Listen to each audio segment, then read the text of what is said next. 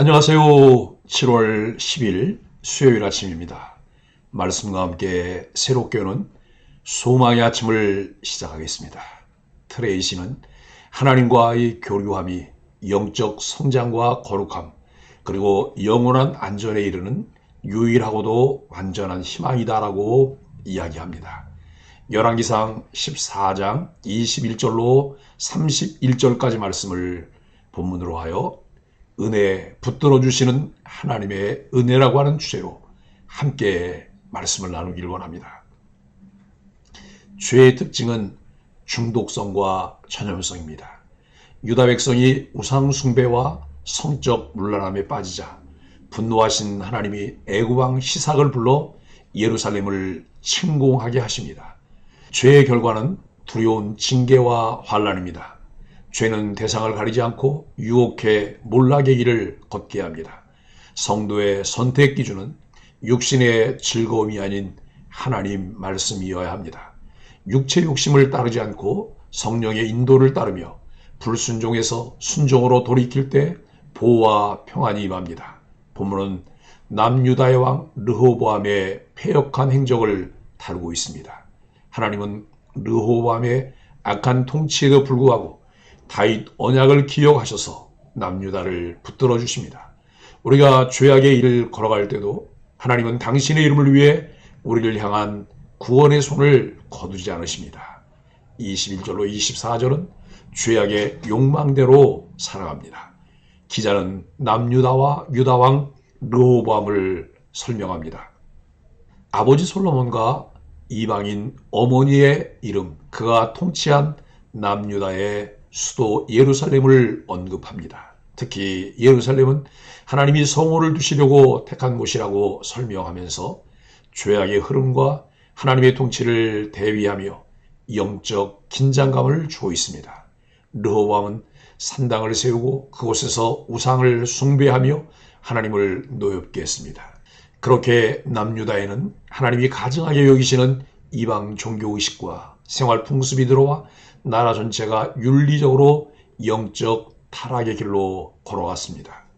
남유다에는 하나님이 거하시는 성전이 있었음에도 죄악이 본물 터지듯 퍼져갔습니다.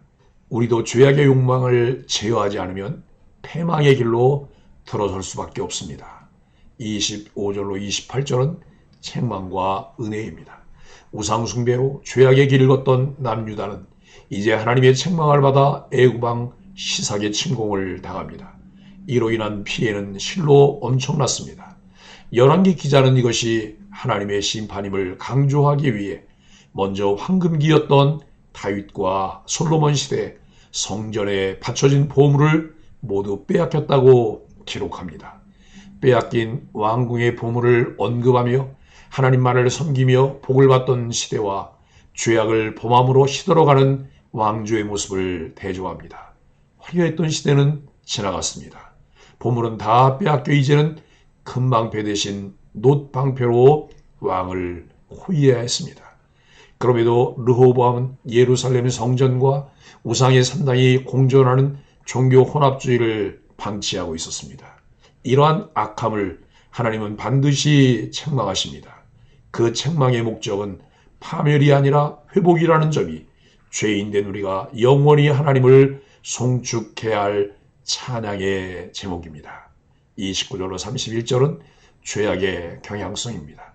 이 단락은 르호보암의 행적과 그의 마지막에 대한 기록입니다. 르호보암은 하나님이 북이스라엘과의 전쟁을 금하셨을 때 처음에는 순종하는 모습을 보였지만 이후에는 전쟁을 반복적으로 치렀습니다.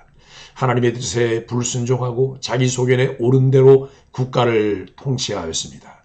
자신의 왕권 강화를 위해서는 어쩔 수 없었다고 변명할 수 있습니다. 하나님은 언제나 자기의 이름을 위해 의의 길로 인도하십니다. 르호보암은 비록 하나님의 은혜로 열조와 함께 다윗성에 장사되었지만 기자는 그의 이방인 모친의 이름을 기록함으로써 그가 타락의 길에서 완전히 벗어나지는 못했음을 암시합니다.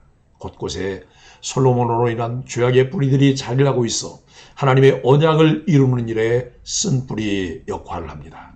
하나님의 은혜 안에 머무르면 평화와 번영을 누릴 수 있습니다. 그러나 그것으로 만족하지 못하는 왜곡된 욕망은 또다시 분쟁을 일으키고 죄악의 경향성을 보이게 됩니다. 그리스도인은 흘러가는 쇠파에 휘둘리지 말고 분명한 표대를 향해 시선을 고정한 채 힘차게 걸어가야 합니다. 르호보암은 우상 숭배로 나라 전체를 타락의 길로 선도했습니다.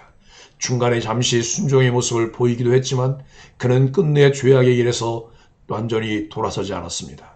그럼에도 하나님이 당대에 그와 유다를 멸절하지 않으신 이유는 당신의 이름을 위해 다윗 언약을 신실하게 지키셨기 때문입니다.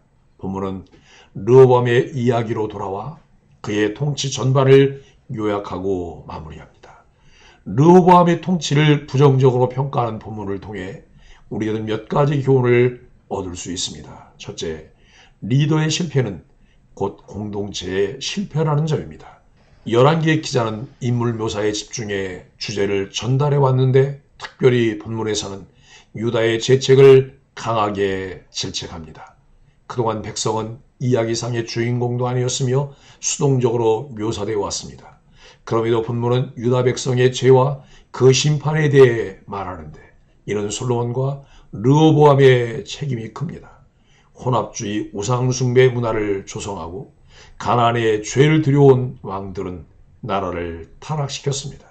솔로몬 시대에 하나님께서 금하신 것을 허용하며 많은 여인들과 정략 결혼을 하고 그 문화와 산당들을 허용한 것이 결정적인 것입니다.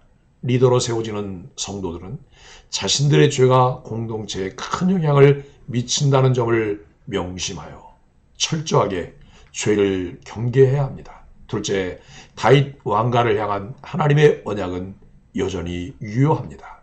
하나님은 아버지와 같은 마음으로 징계하시지만 다윗 왕가를 버리지는 않으십니다. 하나님의 자녀로 인정받는 성도들은 공의의 하나님을 바라봄과 동시에 신실한 사랑을 보여주시는 하나님 또한 의지해야 합니다. 하나님은 당신의 백성이 죄를 범했을 때 그들을 징계하실 뿐 완전히 버리지는 않으십니다.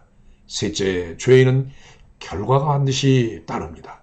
앞서 하나님은 당신의 백성을 버리지는 않으시나 징계하신다고 했는데 솔로몬 시대에 주어졌던 평화가 르호보암 시대부터 더는 존재하지 않은 것이 그 예입니다. 성도들은 죄가 분명히 결과를 남긴다는 사실을 깨달아야 합니다. 하나님이 징계하시는 것은 백성을 아끼시기 때문이지만 그렇다고 징계가 가볍지는 않습니다. 하나님은 유다의 죄를 가증한 일이라는 단어로 정의하셨음을 잊지 말아야 합니다. 사랑하는 소망의 가족 여러분, 하나님은 너는 범사의 그를 인정하라. 그리하면 내 길을 지도하시리라고 잠언 3장 6절에서 말씀하십니다. 누구든지 하나님을 하나님으로 인정할 때 그분의 도우심과 돌보심을 받습니다. 피조물인 우리는 하나님을 인정하고 의뢰할 때 인생에서 둘러가는 길이 아닌 고든 길로 가게 됩니다. 사람은 하나님을 바라보아야만 살 수 있는 존재입니다. 그러나 너무 많은 사람이 그 사실을 비웃거나 인정하지 않습니다. 겉으로 드러나는 교만은 고칠 수 있지만 드러나지 않는 교만은 고치기 어렵습니다. 그것이 교만인지조차 모를 수 있기 때문입니다. 사회적인 지위나 소유가 삶의 목적인 사람은 이러한 교만으로 내면이 무너질 가능성이 큽니다. 하지만 하나님 없이는 아무것도 아닌 존재라는 사실을 뼈저리게 깨달은 사람의 내면은 건강합니다. 우리들에게 가장 심각한 문제는 마음에 하나님 두기를 싫어하는 문제입니다.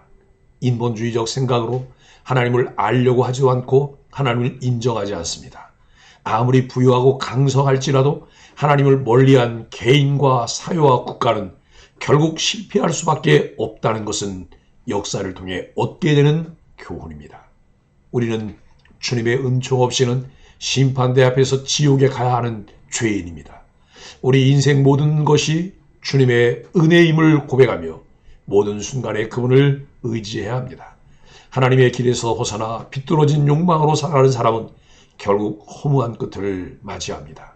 언약이 신실하신 하나님께서 붙들어 주시는 은혜 안에 거하며 승리하는 삶을 살아가는 소망의 가족들이 되기를 예수 그리스도의 이름으로 간절히 축복합니다. 함께 기도하겠습니다. 하나님, 우리의 중심에 늘 하나님의 이름을 새기고 그 선하신 다스림을 받기 원합니다. 하나님이 미워하시는 것을 몰아내고 하나님이 기뻐하시는 것을 따름으로 은혜가 마르지 않게 하여 주옵소서. 왕이신 하나님을 겸손히 섬기며 하나님의 영광과 지혜로 충만한 백성이 되게 하여 주옵소서. 예수님의 이름으로 간절히 기도합니다. 아멘.